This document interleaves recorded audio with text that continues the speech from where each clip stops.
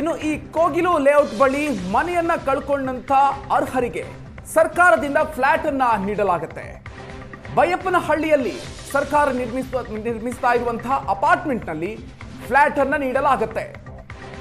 ಬೈಯಪ್ಪನಹಳ್ಳಿಯಲ್ಲಿ ರಾಜೀವ್ ಗಾಂಧಿ ನಿಗಮದಿಂದ 1187 ಫ್ಲಾಟ್ಗಳ ನಿರ್ಮಾಣ ಆಗ್ತಿದೆ. 20x30 ಅಳತೆಯ ಒಂದು ಬೆಡ್ರೂಮ್ನ ಫ್ಲಾಟ್ ನೀಡೋದಕ್ಕೆ ಸರ್ಕಾರ ನಿರ್ಧಾರವನ್ನ ಮಾಡಿದೆ. ಅರ್ಹರ ಪಟ್ಟಿ ಫೈನಲ್ ಆದ ನಂತರ ಫ್ಲಾಟ್ ಹಂಚಿಕೆಯ ಕುರಿತಾಗಿ ಅಂತಿಮ ನಿರ್ಧಾರವನ್ನು ತೆಗೆದುಕೊಳ್ಳಲಾಗುತ್ತೆ. ಜನವರಿ 1ನೇ ತಾರೀಕು ಮನೆಯನ್ನ ಕಳ್ಕೊಂಡಂತಹ ನಿವಾಸಿಗಳಿಗೆ ಸರ್ಕಾರ ಫ್ಲಾಟ್ ನೀಡುತ್ತೆ. ಯಾರು ಅರ್ಹರಿದ್ದಾರೆ ಅವರನ್ನ ಗುರುತಿಸಿ ಅವರಿಗೆ ಮನೆಯನ್ನ ನೀಡಲಾಗುತ್ತೆ. ಹೆಚ್ಚಿನ ಡೀಟೇಲ್ಸ್ ಕೊಡ್ತಾರೆ ನಮ್ಮ ಪ್ರತಿನಿಧಿ ಪ್ರವೀಣ್. ಇದೀಗ ನಮ್ಮ ಜೊತೆಗೆ ದೂರವಾಣಿ ಸಂಪರ್ಕದಲ್ಲಿದ್ದಾರೆ. ಪ್ರವೀಣ್, ಇದೀಗ ಬೈಯಪ್ಪನಹಳ್ಳಿಯಲ್ಲಿ ನಿರ್ಮಾಣ ಆಗಿರುವಂತಹ ಫ್ಲಾಟ್ಗಳನ್ನ ಆ ಒಂದು ಫ್ಲಾಟ್ನಲ್ಲಿ ಈಗ ಕೋಗಿಲು ಲೇಔಟ್ನಲ್ಲಿ ಮನೆಯನ್ನು ಕಳ್ಕೊಂಡಿರುವವರಿಗೆ ಈಗ ನಿವಾಸವನ್ನ ಫ್ಲಾಟ್ಗಳನ್ನು ಕೊಡೋದಕ್ಕೆ ನಿರ್ಮಾಣವನ್ನ ಮಾಡಿರೋದು. ಸೊ ಯಾವೆಲ್ಲ ರೀತಿಯಾಗಿ ಹಂಚಿಕೆಯನ್ನು ಮಾಡೋದಕ್ಕೆ ಯಾವೆಲ್ಲ ಕ್ರಮಗಳನ್ನು ತೆಗೆದುಕೊಳ್ಳಲಾಗುತ್ತೆ? ಸೊ ಈ ವಿಚಾರವಾಗಿ ಸರ್ಕಾರ ತೆಗೆದುಕೊಂಡಿರುವಂತಹ ಕ್ರಮಗಳು ಏನೇನು? ಹೌದು ಮಧುಕರ್, ಏನೀಗ ಕೋಗಿಲು ಏನು ಅಲ್ಲಿ ಡೆಮಾಲಿಷನ್ ಮಾಡಿದ್ದಾರೆ, ಅಲ್ಲಿರುವ ಈ ಡೆಮಾಲಿಷನ್ ಆಗಿರುವ ಎಲ್ಲಾ ಒಂದು ನಿವಾಸಿಗಳಿಗೂ ಕೂಡ ಸೈಟ್ ಕೊಡ್ಲಿಕ್ಕೆ ಸರ್ಕಾರ ಒಂದು ನಿರ್ಮಾಣ ಏನು ನಿರ್ಧರಿಸಿಲ್ಲ. ಏನಂದ್ರೆ ಒಂದು ಅರ್ಹರಿಗೆ ಮಾತ್ರ ಅಲ್ಲಿ ಏನು ಈಗ ಬೈಯಪ್ಪನಹಳ್ಳಿಯಲ್ಲಿ ಏನು ರಾಜೀವ್ ಗಾಂಧಿ ವಸತಿ ನಿಲಯ ಇದೆ, ಅಲ್ಲಿ ಮನೆಗಳನ್ನ ಕೊಡ್ಲಿಕ್ಕೆ ನಿರ್ಧರಿಸಿರುವಂತದ್ದು. ಏನು ಒಂದು ಕೆಲವೊಂದಿಷ್ಟು ಮಾನದಂಡಗಳನ್ನ ಕೂಡ ಸರ್ಕಾರ ಕೇಳ್ತಾ ಇರುವಂತದ್ದು.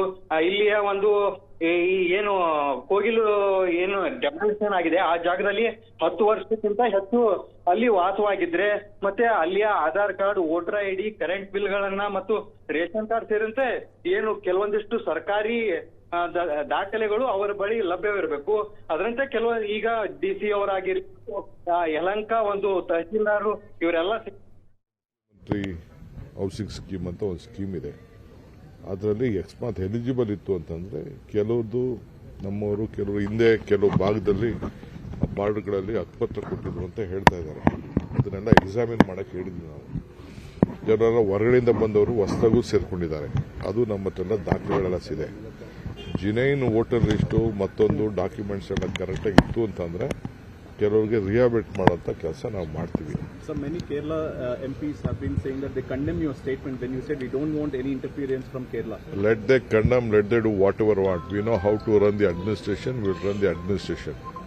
It is a state with a good governance. We don't want illegal encroachment.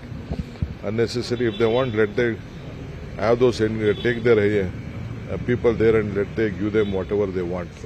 They have not whatever they had promised earlier to the various people, including at the time of disaster, nothing they have done.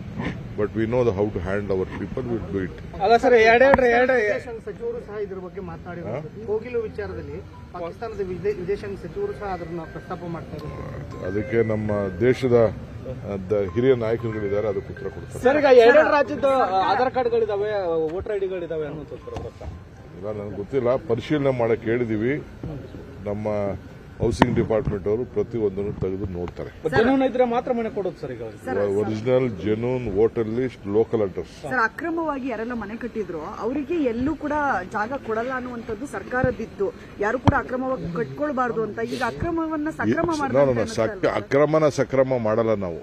ಜಿನೈನ್ ಯಾರು ಬಡವರು ಮನೆ ಇಲ್ಲದೆ ಇದ್ದು ಏನಾದ್ರು ಒಂದು ದಾಖಲೆಗಳು correct ಆಗಿತ್ತು ಅಂತ ಅದನ್ನ ಮಾತ್ರ ಅದಕ್ಕೆ